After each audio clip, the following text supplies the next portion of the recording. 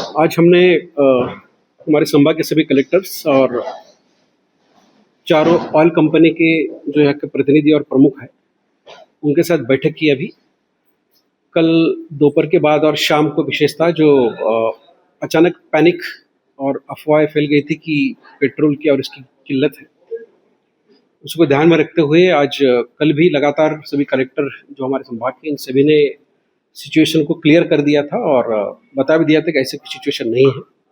आज फिर हमने इन सभी के साथ एक समन्वय के लिए आज बैठक बुलवाई थी।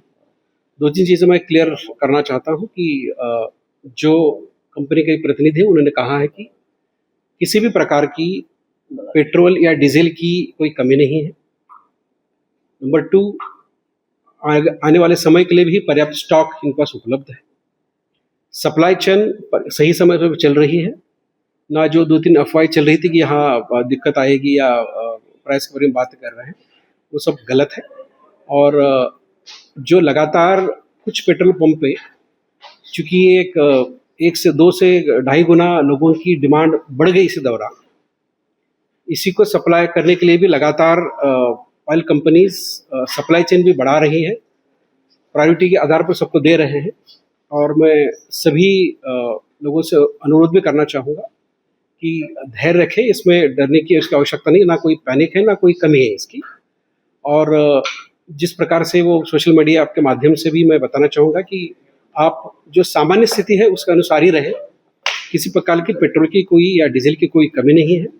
और आपके माध्यम से ये भी कहना चाहूँगा कि आप स्थिति चूँकि सामान्य है, इसी को अनावश्यक अफवाह पर ध्यान ना दे दें।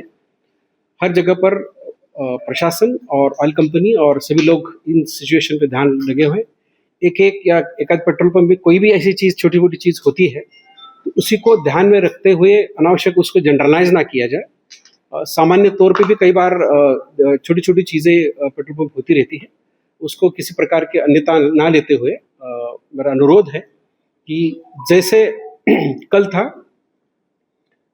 कल अचानक डिमांड बढ़ने की पूर्व जो स्थिति थी अभी भी वैसी ही है कि किसी प्रकार पेट्रोल की या डीजल कोई कमी नहीं है। तो आज हमने कंफर्म भी किया वहाँ से। सर, ऑयल कंपनी को क्या